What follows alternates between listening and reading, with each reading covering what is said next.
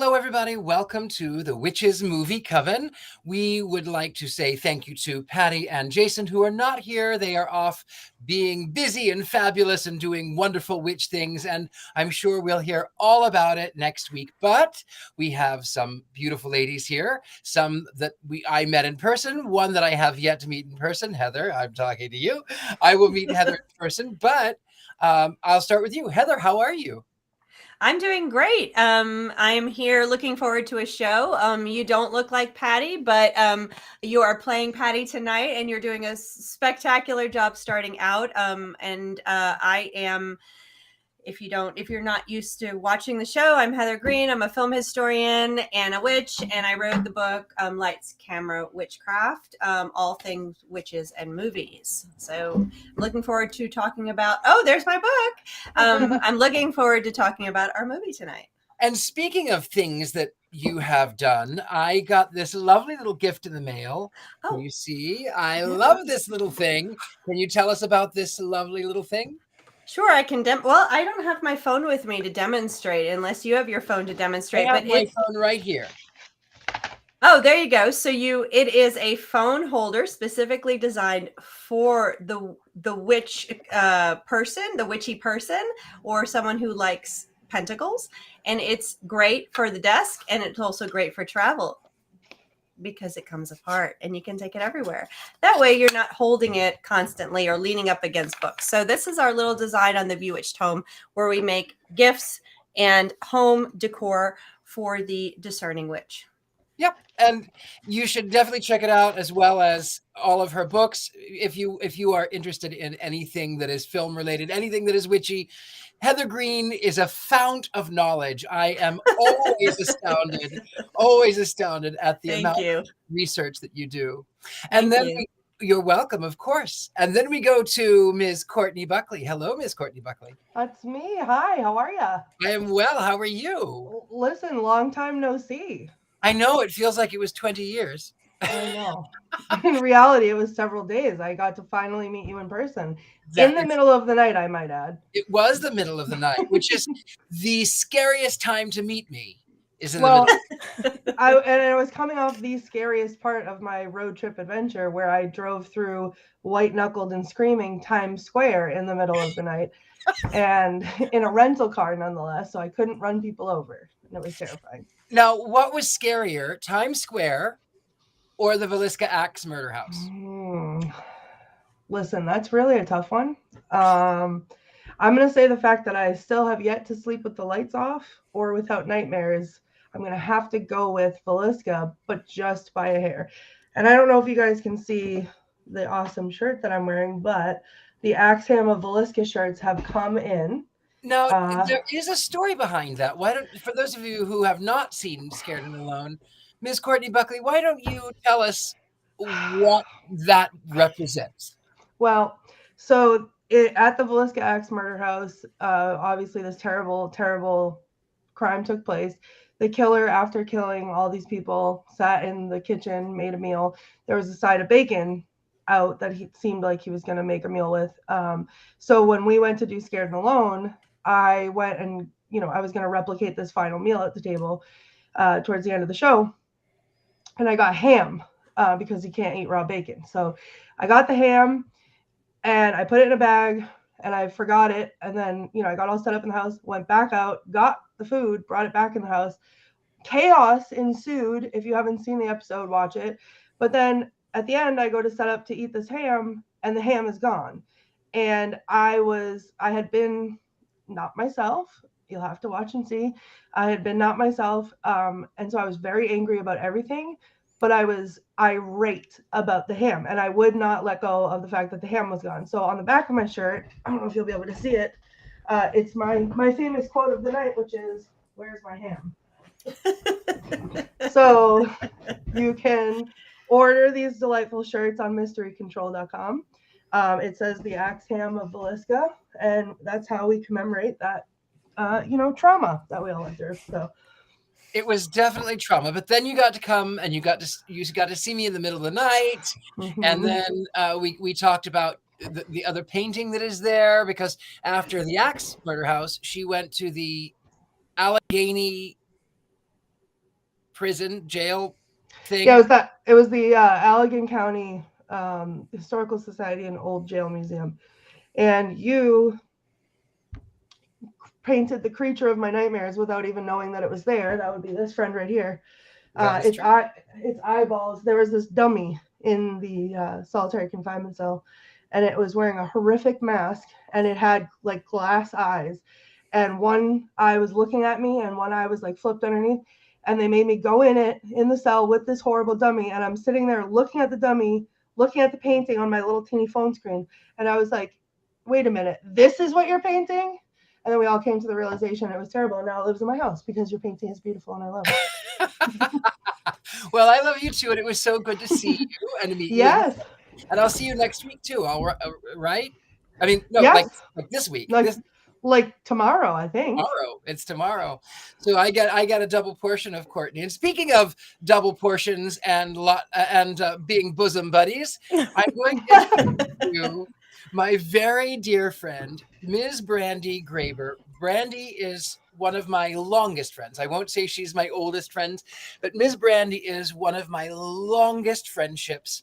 And we'll talk a little bit about some of what she's doing and some of the things that she has done. But I would be remiss if I did not share this very special to me story. So one of my favorite stories about Brandi is that I was young. We were doing Lost in Yonkers together, which is a play. And instead of preparing myself mentally to go on stage, I was 12 or 13 and I was very, very gay, and I was questioning and trying to figure out who I was. And this image popped in my head of me in the future, sitting in my throne chair, which I'm not sitting in now, but sitting in my throne chair with a suit. And I went, oh, no. Oh, that's so gay. That's very gay. That people are going to think that's really gay. So I reconjured up this image in my mind, and it was the 90s. And I thought, what do men wear? Oh, yes, they wear flannels and they wear holy jeans and they wear beanie caps. It's the 90s, by the way, right? So I hear Brandi's very distinct cadence in my head, and she says, well, I really liked the first one better, but I just want you to be happy, but I really liked the first one better. And I thought, how can she? And I turn around and there is my friend looking at me with this sweet smile, like she was knowing. And so I went, oh shit, she can hear me. Pardon. Oh crap. She can hear me. Crap, she can hear me. And she says, I went brick wall. And then years later, I asked Ms. Brandi, I said, Brandi, remember when we did Lost in Yonkers and I was getting ready to go on stage, and then I retold the story, and I said, and then you comforted me and you thought these words, and Brandi said, well, you think very loudly, and I love you. It's true. So that was where I met Brandi. Now, Brandi, you have been a makeup artist. You did X-Files, and you did. You also, part of the reason that I wanted you here tonight is because you also, for a while, impersonated Elvira. I did, and that was in the 90s as well. Yes, for Coors, when she was representing Coors beer. And so, and then you did makeup for X-Files, and Austin Powers, and maybe a few other things. Georgia the Jungle and Jurassic Park 2. Can I tell a very personal story about Austin Powers? Yes.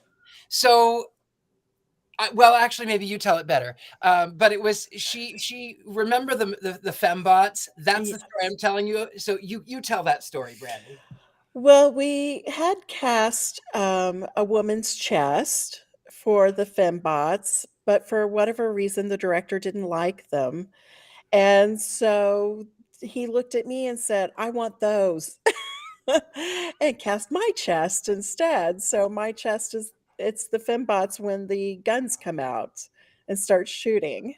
I am starstruck right now. Not only Jurassic Park 2, but the boobs from Austin Powers. That's Like, I right. cannot. I'm gonna need a minute. And also, Brandi is a witch. Brandi, you are now doing with what is the name of your shop? Spellbound Boutique in Spellbound Carthage, Missouri. Carthage.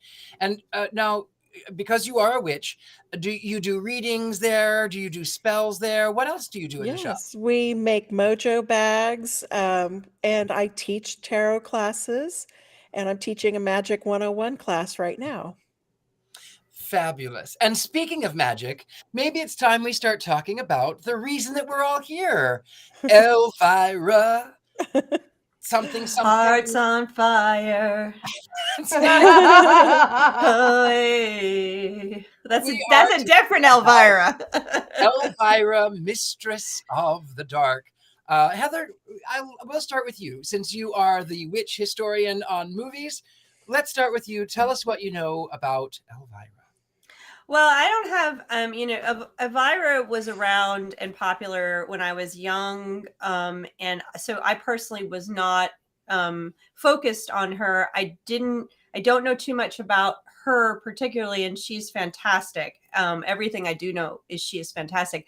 But what's interesting about this particular movie, Elvira, Mistress of Dark, is it came out in 1988. And that's how I always start whenever I give you this little historical tidbit, is where it lands in movie history for witch movies.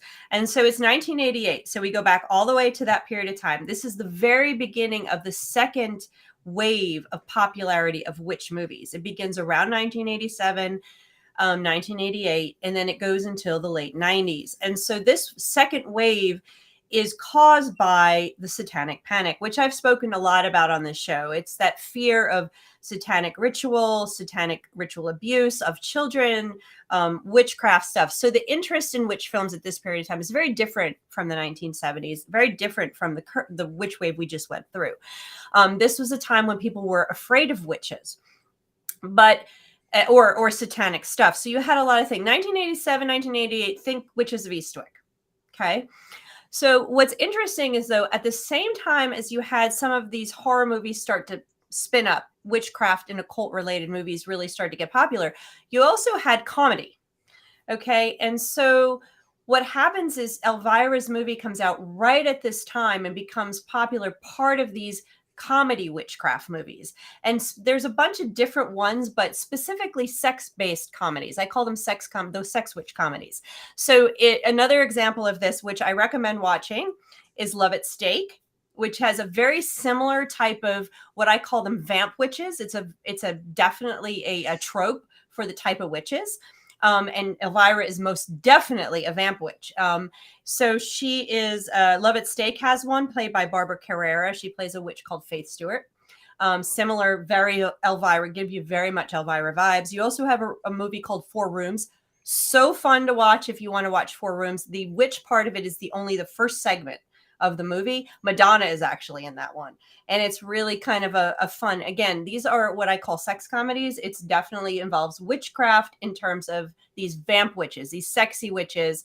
It usually is a vamp witch that's trying to trick men or seduce men or, something like that. Again, it's the Elvira feel. So she had influenced these films. I think by this point, her persona was definitely influential in these movies that came along. So that's where this movie fits in. And it's definitely a fun, campy, and it showcases what Cassandra does perfectly. So that's where this movie fits into witchcraft film history. And I have to say, I really was so excited after we watched Carrie last week we watched Carrie? Mm-hmm. After we watched Carrie, my mind automatically went to Elvira because she says, oh, I've got this scene where I ripped it off. I mean, I borrowed it from Flashdance and I'm going to pull this bucket and all of this glitter is going to pour down over my body.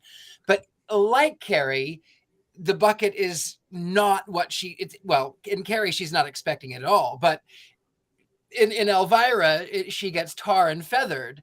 And so that whole scene when she's poured and she's in that theater and she's covered in this tar, it was an instant flashback to Carrie. Mm-hmm. And it's interesting for me, and I'll just say, is that the two movies are 10 years apart. So you can see how crazy and how different we changed and movies were changing as far as the display of witchcraft, because you had that evil kind of satanic or natural witchcraft of the 70s and those teen witches of the 70s, and that peters out, and by the early 80s you wind up with just kind of fantasy stuff going on, and then it goes back up to all the way we wind up with, Elvira this movie is one of the ones that introduces the witch movies back in, and here we go we're back at the forefront, the witches. So it's interesting. But anyway, someone else. Since we are on the topic of witchcraft in Elvira, I want to address Brandi.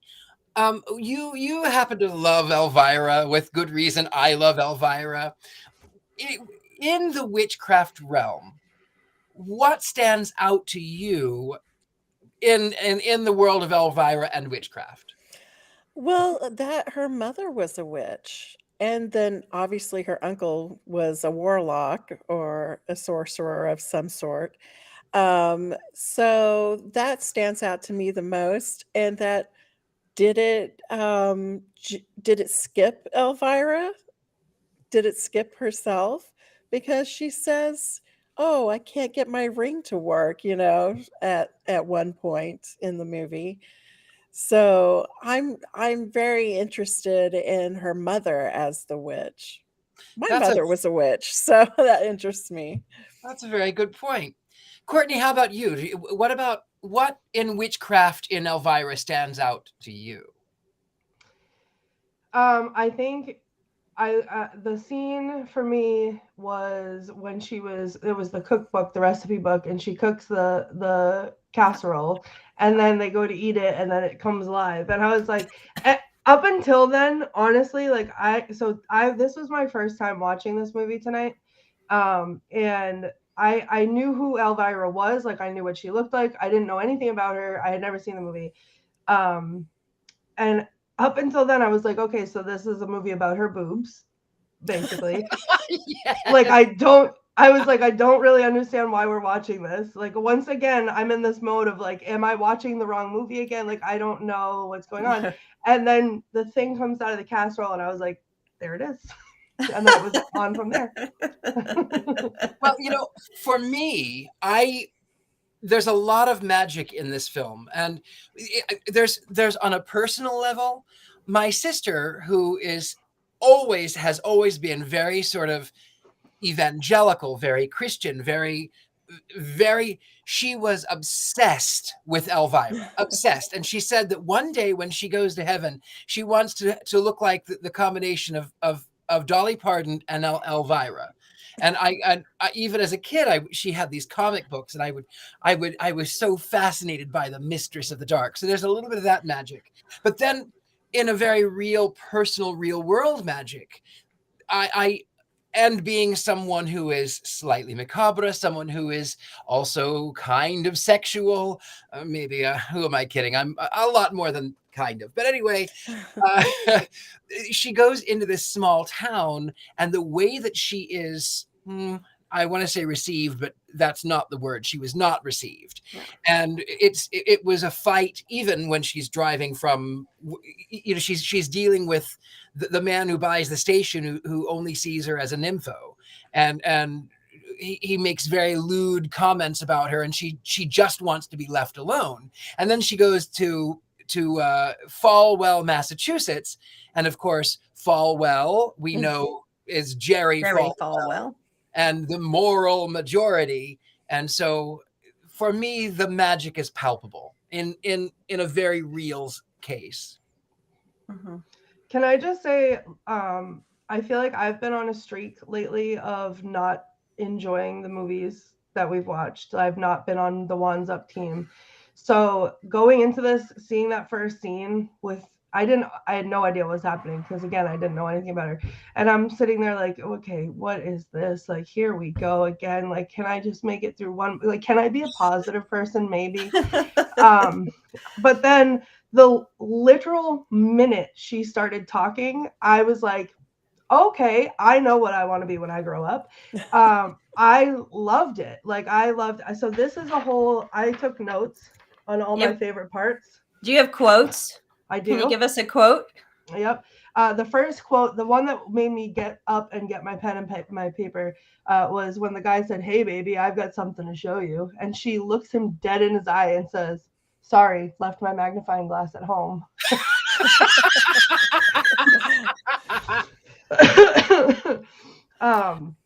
And then the next one was, "There's nothing wrong with G-rated movies as long as there's sex and violence." And I was like, you know what? I feel that. But like from the minute, like again, it happened very quickly. Within like 3 minutes, I was calling everyone I know to be like, put this movie on right now. Like, you don't understand. Because for me, it was in the very beginning when like the news thing comes down on her and she's like getting up and trying to move around, and then they're like being jerks to her and she knocks the guy over into the news desk. But the lady with the big hair, I can't even talk about it. The lady with the big hair, her wig falls off. I thought I was gonna have a stroke. Like, it was so funny. That's the beauty. Oh, sorry. Go ahead, Courtney. No, go ahead. I was gonna say that's the beauty of this. And first of all, her character and the way she portrays it. These are not supposed to be serious witches, and she's mocking a lot of what's going on at the time. She's at the same time playing or on the surface, she looks like a woman who is falling into a stereotype, an objectified character. But the way she plays it so wry, it's like this subtle beauty that you go, okay, she's really impaired. She just really, there's a subtext to her, similar to the subtext to other witches we've talked about, where she's just like, and it makes it so funny and it's perfect. And that's what you find with a lot of these sex comedies. They're mocking aspects of what's going on. They're not really about witchcraft as we know it as modern witches. They're not taking it that seriously, but they're using it because society was also mocking it, or society was taking it too seriously. So they're mocking witchcraft. They're mocking society, and she's mocking society in a way, and so you look at her film, and then these other ones, Love at Stake and Four Rooms and these stuff. And there really is this, I don't know what to say, sophisticated, it's a sophisticated underlay of mocking that goes on of what's going on in society that Cassandra captures with her character so well with Elvira. So that I enjoy. I do, you have to just grin and go, okay, yeah, I get what you're doing. Like, this movie is entirely my sense of humor. Like, I was wheezing the whole time and screaming, oh my God. Like, I can't, when they did the reading of the will or whatever they were doing, and she was jumping up and down, and she's like, tell me, what did I get? And the guy who's reading the will is sitting perfectly still, but he's like out of breath. Like, it's sophisticated silliness. That's the word. It's sophisticated silliness in there that she weaves in. I mean, it's just like, yeah.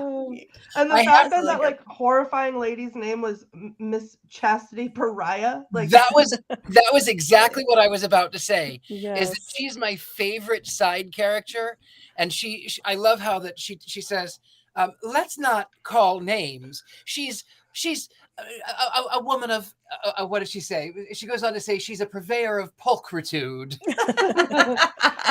But can we talk about the morality club picnic?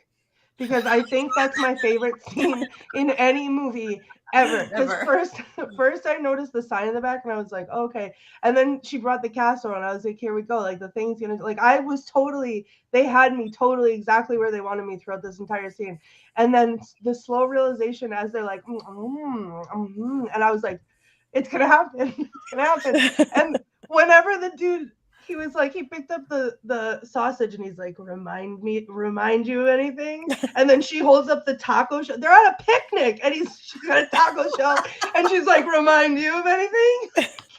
I lost my mind. I That's lost perfect. my mind. It was so good. Oh, and then That's when so they told Miss Chastity Pariah that she could have worn out a mechanical bull. Like I can't. And that's what I Oh. imagine people like that are like in their home life. And they're, wagging their fingers at everybody in public, but in their real Well, life.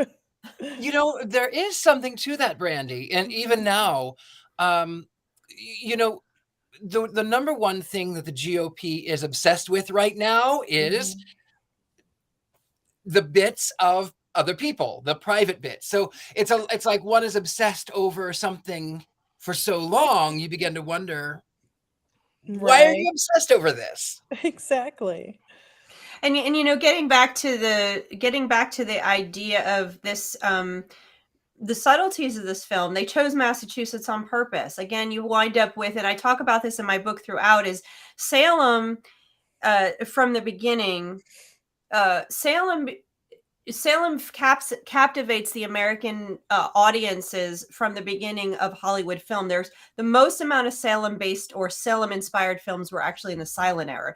But Salem becomes not only stories about Salem like at the beginning, but it becomes a cue for witch films. And so you have a ton of witch films, especially in this beginning part of this, in the early 80s, that are set in small town New England or Massachusetts. And those are subtle or not so subtle cues for the Salem story to cue the audience. So you have that set up right now. You have Elvira, you have Massachusetts, small town. And that not only sets up the Salem, what that sets up is exactly what you guys are talking about. This sort of battle between hyper conservative culture and all of these things with the bits and all that versus Elvira, who's challenging everything everywhere in all directions. And so you have that set up just with the idea that this is set in Falwell, Massachusetts. I mean, that's a perfect, they did that beautifully. That's a nice piece right there. There is something, though, even though we know where it takes place, we know that it's in Salem, we know that it's Massachusetts, we know that it's on the East Coast. The movie buff in me, every time they saw the town, I could not help but see Back to the Future. I just could not. Small town. But it was filmed on the same backlot. Oh, okay. So it is a small town, but even the movie theater where they're showing how to do duck calls, and then Chastity Pariah finds out, anyway. So that was the same movie theater that the DeLorean crashed in Back to the Future. Mm-hmm. Small town America. Hollywood doesn't care. It's all the same. Small town America. And they also do, they reference, the Salem Charter, that was written way back in the day, too, that, this is how they're going to prosecute Elvira is because of this ancient charter from the days of the Salem witch trials, which is ridiculous because then they're building up these, pyres to burn her at the stake, and that's not what happened. But, I mean, to me, it tickles me because it's so outlandish and ridiculous that it just fits right in. Mm-hmm. And don't you find it funny that her uncle, who is clearly a practicing magician, sorcerer, wizard, he's the one that brings that law to the forefront. He's the one that stirs up the extremists on the right who says, oh, well, we can get rid of her with this law because she is, and this is what's happening, and she is taking away from you. Mm-hmm. He's a witch himself. Mm-hmm. I just find that even in a more modern parallel, even that to be astounding. My favorite thing... Oh, sorry. No, go ahead, Courtney. I was just going to say real quick, my favorite thing about him is when her shoe went in his head, and then he said, he did this stupid thing, and he, rips it out, and he's got, the bleeding hole, and he's like, oh, that hurts. I love when she has her ring on her finger and she says, take that, and the ring goes off of her finger and it goes onto his.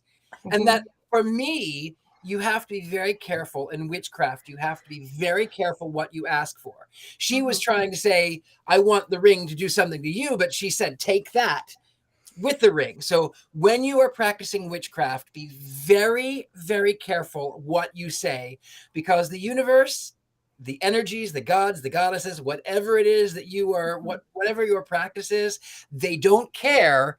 They will do what you say. So you have to be very careful when you are conducting magic. That is absolutely true. Intent is everything, and words are just as words have to be clear. The universe must get it right, specific. Yes. That is Words are absolutely true. wands. Yes. Oh, I like that. Words are love wands. I like that. that. Words are wands. We need that on a t-shirt. Words are certainly wands. I love that.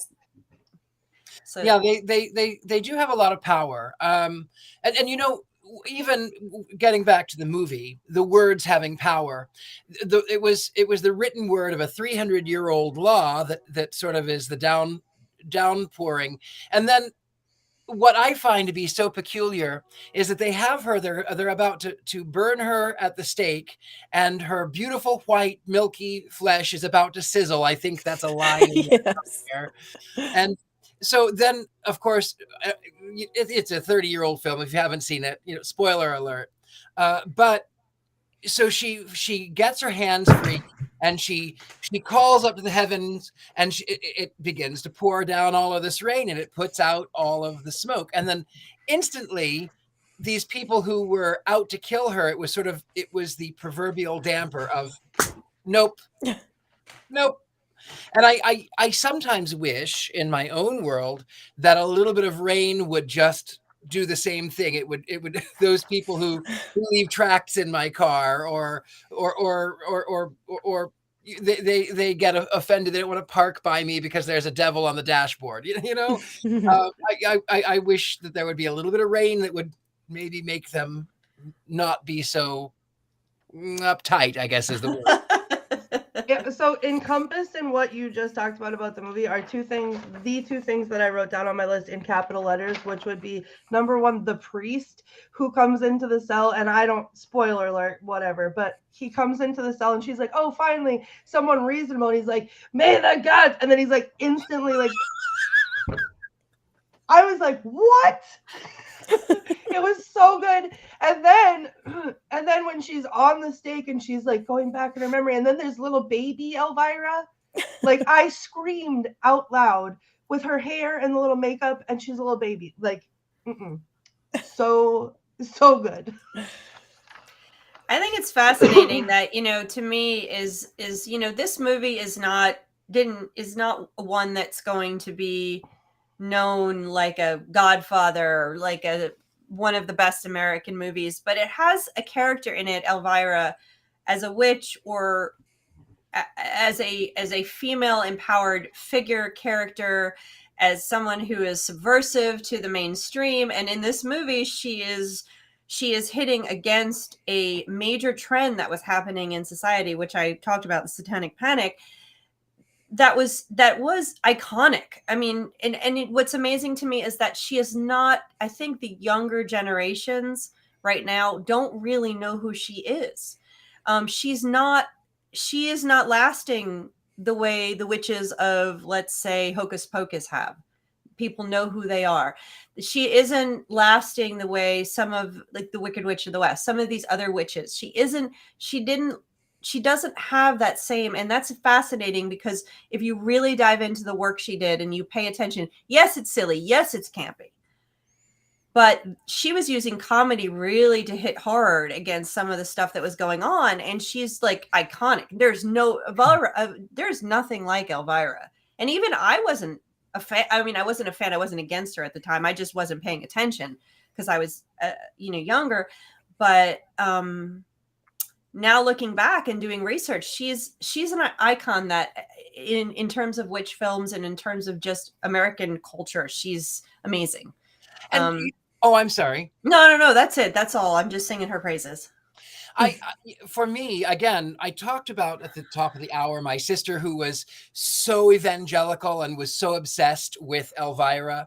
And yet my sister is a wonderful person, but my sister would find satanic imagery in everything from a 19th century lithograph I had on my wall to a wind chime that I had because it looked like the devil. I mean, but she was so obsessed with Elvira, and the imagery is blatant. She has an inverted pentagram on her steering wheel. She is clearly mistress of the dark. What do you want? She's right. But and- go ahead. Sorry. No, go on. No, I was going to say, I think she captured an 80s type of witchcraft, a representation that doesn't resonate now.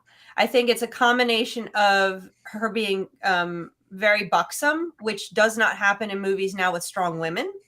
And I think also she almost is seen as mocking witchcraft to a degree, because I think I'm just thinking out loud in terms of why her popularity, why she doesn't hold the same popularity as some of these other witch icons that we know of and love. And I think that's maybe part of it. But, if you look closely again at what she was doing, she was actually very aggressively subverting the patriarchy. She was pushing against stuff, even if she was using a macabre and a witchcraft aesthetic and not really embracing it. She was doing it, and it's pretty cool. So, well, I think also too, like, as a person who, you can't tell by looking at me now, but used to be young with long hair and skinny and buxom myself, where no matter what I wore, it was a problem. Walking down the street, it was, I was harassed every single day. So watching her, it was like, it almost healed my inner teenager a little bit to watch this now, because she just shuts everybody down in like the best way, or uses it to her advantage, like to service her. So watching that, it made me feel more empowered, like, I mean, back in time, but like more empowered in that way. And I think she's so relatable. But like, again, like you were just saying, Heather, I was born in 86. I wonder why I didn't, watch that growing up, because it was relatively around, the time that I was younger. But I never until today had any idea who she was or who she stood for. And like, what a rock star. Yeah, she's a rock star. Yeah, when I was 12, that's when she first came on the scene. And I was this little witch girl growing up that had been picked on in a small town. And when I first saw her, and she's so sassy and smart and beautiful, I thought, that is what I want to be. I want to be that. And I had that thought today. Excuse me. And you did that. And I did that, yes. I grew up to be her. And I still think of her in situations even now, what would she say? What would she do?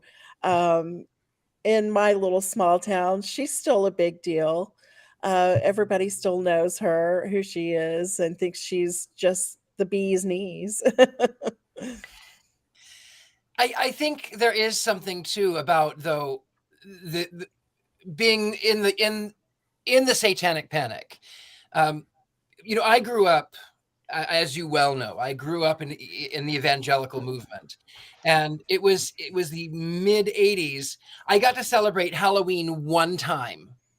I was 5. I got to celebrate Halloween one time, and then the satanic panic came out, and it was the devil's birthday, and the witches, they eat children, and they sacrifice your black cats to the devil.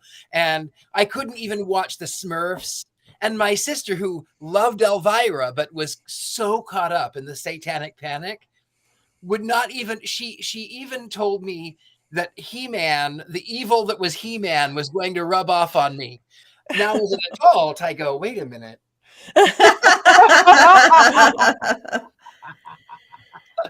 And there was, of course, we've got the Reaganomics in the 80s, and it was a lot. And there are a lot of parallels that are sort of even in a more contemporary world. And I think, being in the Midwest, there is still a lot of those parallels. I think the Satanic Panic never went away in the middle of the country.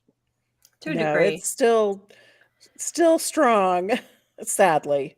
The original panic died legally by the end of the 90s, and we had a dip, but aspects of it remained, absolutely. I mean, aspects of the concepts remained. The evangelical and fundamentalist movement that fueled the original Satanic Panic, most certainly. And you know what? That was actually fueled by something that threads that had existed since, I mean, you could trace it from Salem and the threads of this fundamentalism, that these beliefs, they're core and underlying in our culture. And so they rear their ugly heads at periods of time. And so we're seeing that now again, of course.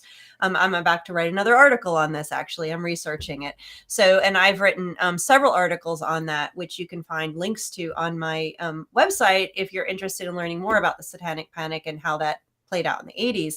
But with Elvira, I think what's interesting about this and movies like Mistress of the Dark, like I keep mentioning Love at Stake and Four Rooms, and if you like silly, this type of comedy for witches of this period of time, you must go see these two other movies because they're a riot. And they also push against, in a way, the Satanic Panic in the way horror and drama were not doing. So if you're looking at things like Hocus Pocus or The Witches or Witches of Eastwick, these other movies that came out at the same time during this late 80s and early 90s, these movies were playing into the fear. You know, Hocus Pocus is about witches eating children. This movie scared children. You talk about Witches of Eastwick, again, devil worship, and you have a series of them. Love at Stake, similarly set in a Salem type town, really is mocking the moral panic. She's mocking moral panic, Elvira, and that's why this is impressive. And comedy sometimes, and this was said about Bewitched, comedy sometimes is one of the best ways to make cultural and social statements without being obvious. And so you see that in Love at Stake, silly films that nobody will ever remember, but if you watch them, you'll see that thread. And again, these are what I call sex comedies. So you watch that one. In Four Rooms, there's a lot of magic in Four Rooms. Again, Madonna's in that one, which, you know, of course, I was like, I got to watch that one. Oh, Madonna as a witch? What? So, I mean, I think she is. Well, you know, you can, this is, yeah, there's Love at Stake. It's hysterical. And are these on our list to cover? We can cover them if you want. I feel like I if it's in the vein of Elvira, I'm in, because Love at Stake is Four Rooms is only the very first segment of it. It's a series of, I think, 4 episodes, and the witch one is the very first one. It's called The Missing Ingredient, and they're doing a spell to resurrect or to call down and invoke Diana, I believe, the goddess. And one of the witches forgets the ingredient, which happens to be semen. So then she has to go out and get the bellhop and procure the ingredient for the rest of the spell. It's like a 15-minute segment.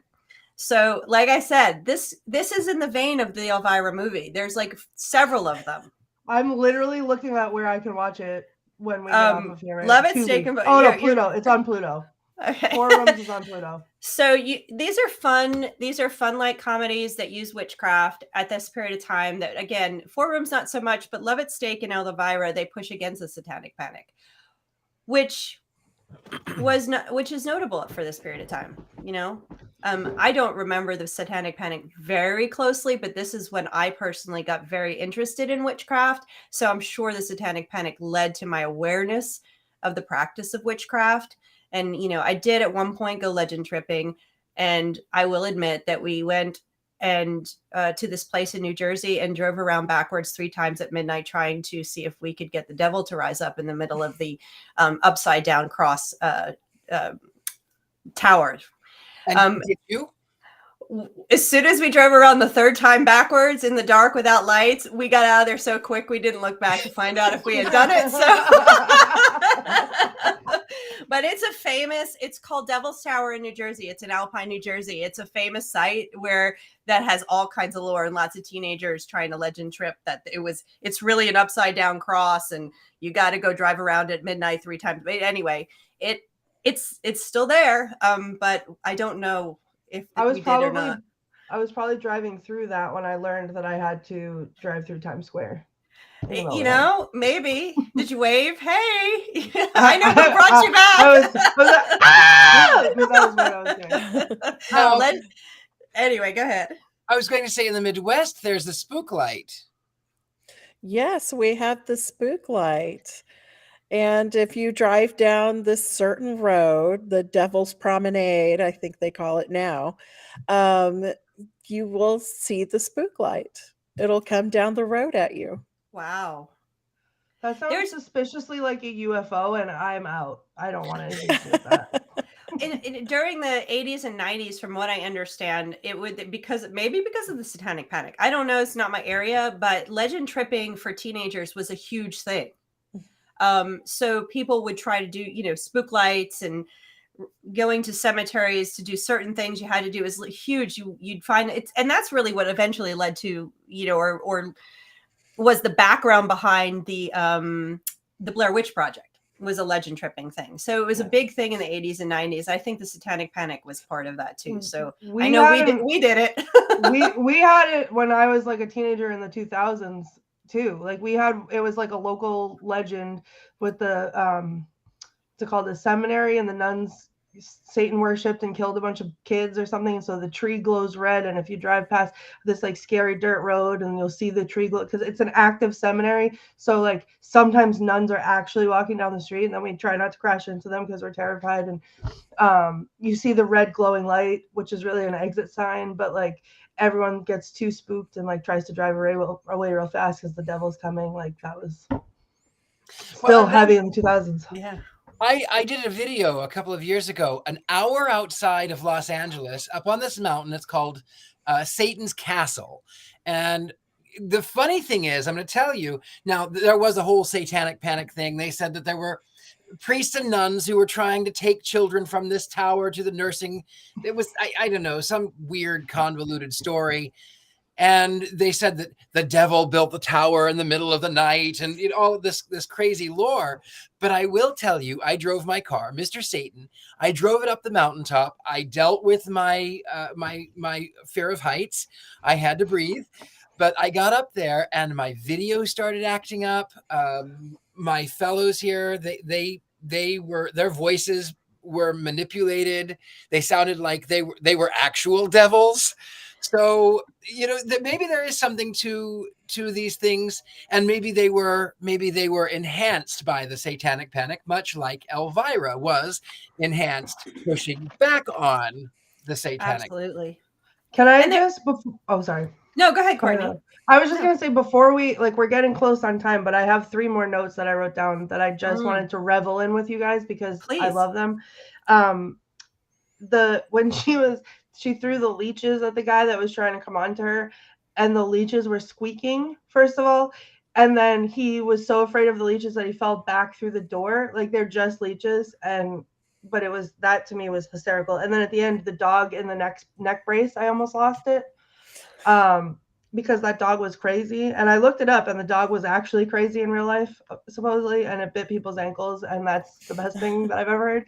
But like wrapping the whole thing up, the ending to me, I was like, oh my God, like I'm so into it, and it's feeling really wholesome and like beautiful and like whatever. And then the guy puts his arm around his son and he says, he touched a part of my son that no one has ever touched before. And the son is like, yeah.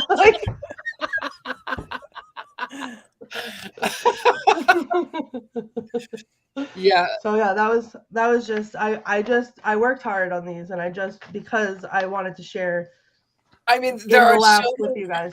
So many one-liners that she has when they're trying to fix at the house so she can sell it. Sure, grab a tool and start a banging. Yeah. I literally every time I wrote something down, I'd miss 4 more things. So it was like because I was too busy writing. But yeah.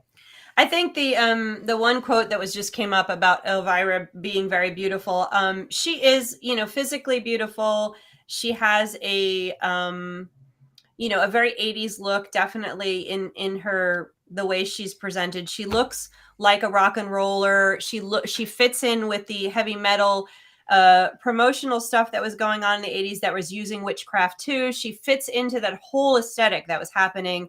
But I really think what I like, and when we say is that she was very beautiful, I just think that that demeanor, that pushing back against the patriarchy, being who she is with no remorse, no regret, with no apologies, that to me is the most beautiful part about her.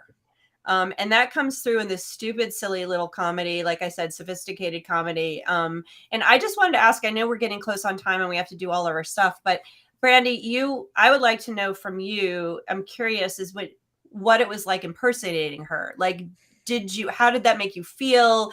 How did people react to you? I mean, did that change, did that do something for you as a witch and as a person? Oh, it was very empowering. And actually, I thought that people would treat me like a bimbo, but they didn't. They had respect for me. And so that really stuck with me.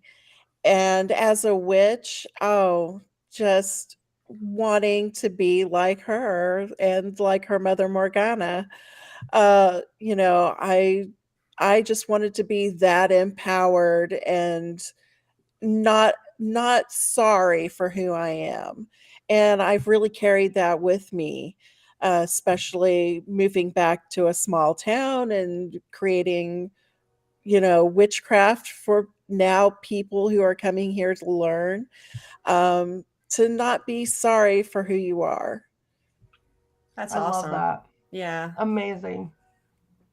I would guess that would be something that Elvira would like too. Oh, yes. I've met her twice, Wow. and I've told her how much, I love her and how much she's influenced my life. And she's just as sweet as you would think she is.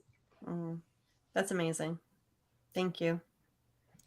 And we heard earlier that she was supposed to be Ginger from Gilligan's Island. I did not know that. I could totally see that, though. Can't you just totally see that? With the red hair.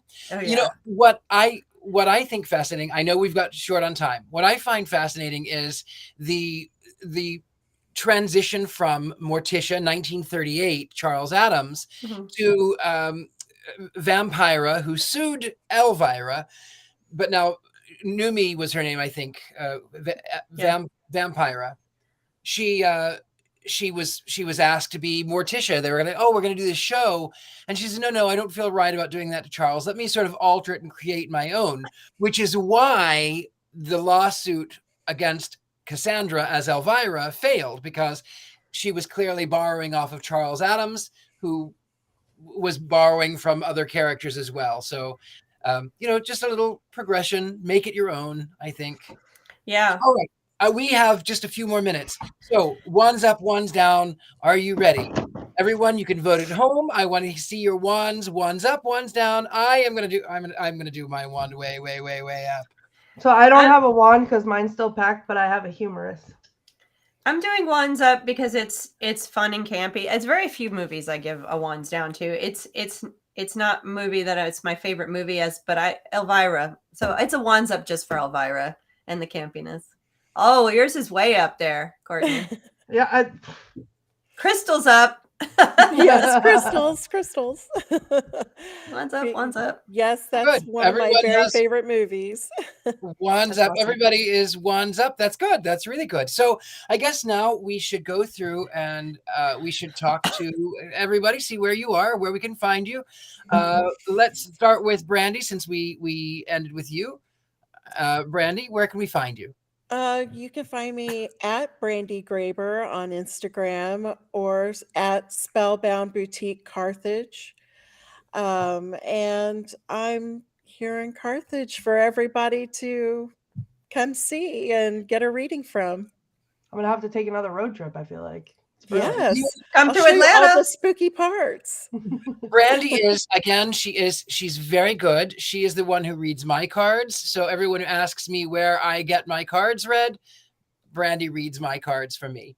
Now let's go over to Courtney Buckley. That's me. That's you. So you can find me on all the socials at the Themes. And you can watch me as Ghostbait on Scared and Alone, which is scaredandalone.com, or at Scared Alone Live on all the socials. You can go back and watch the most horrifying night of my life, which was the Villisca Axe Murder House, or the Allegan County Jail, and see where this painting was born from. And then stay tuned for maybe some new episodes coming. But yeah, that's it for now. I'm just trying to remember how to sleep with the lights off, and that's where I'm at. And of course, Ms. Heather Greene, delightful to have you. Tell us where we can find you. You can find me at my website, heathergreene.net. All my socials are linked there, as well as links to the articles. I am, which I didn't mention earlier, a journalist, and I focus on witchcraft and the occult. And I've had several articles, new ones out, and I'm working on another one. So you can always find updates to my articles there. I will also be I'm on the board for the event called Mystic South. It's in Atlanta. So it is all witchy, occult, a mystical, magical event, 3-day event in Atlanta in July. Come to Atlanta during the hot Atlanta in July. And I will be there. I will be doing a presentation on haunted dolls there. So you'll get to actually physically see some of my dolls. Courtney is going to be my guest. Nope. So you want to send out not a doll down to us?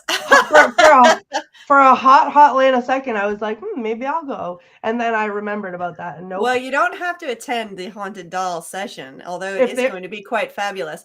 And anyway, so so I'll be doing that, and of course, every day I get to work with wonderful authors. An editor for Llewellyn, so I get to see all the fabulous books that my authors are going to be coming out with over the next year. So you can also see that on my website, which ones I'm working on. So, and yes, and the Bewitched Home, which just came up, which I help coordinate some of the wonderful little witchy stuff that we have there. So, and come say hi, visit me, all the socials.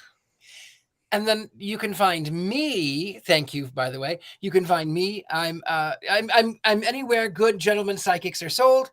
So that's Instagram, Facebook, the YouTube, all of the medias of social. And I'm really easy to be found. And also I am teaching at University Magicus. So if you have wanted to learn about magic, if you've wanted to enhance your magical presence, come and join us at universitymagicus.com. Also, you can find me, like Courtney, on Scared and Alone, and we've got new episodes that are coming. Also, yes, just like that. And also, you can find me this week in Boston. I will be at SatanCon to help create the satanic panic. Yes. Anyway. Richard-Lael, real quick. I couldn't find the actual post, but I got a notification earlier that people on my Nextdoor app, which, as everyone knows, is very dramatic, but something having to do with like how people were terrified that this was happening. And I tried to get it so I could screenshot it and send it to you, but I can't get it. I don't know where it went. I am glad I did not take Mr. Satan, because he would have ended up like Elvira's Thunderbird. Mm-hmm. Careful, paint. Brandi, it was such an honor to meet you, and thank you so much for being on with us. Thank you, Brandi. So much. This has been a blast. But one more thing to do. Uh-oh. All witches like to cackle. Witches, excepting for Elvira. I don't remember Elvira cackling. Do you remember Elvira cackling? No. She can, though. She likes to. It just wasn't part of the script. It was not part of the script. Okay, well, part of our script is at the end of every single show, we cackle because we are witches, and we want you to cackle because you are witches. And at the count of 3, we are going to cackle. 3, 2, 1.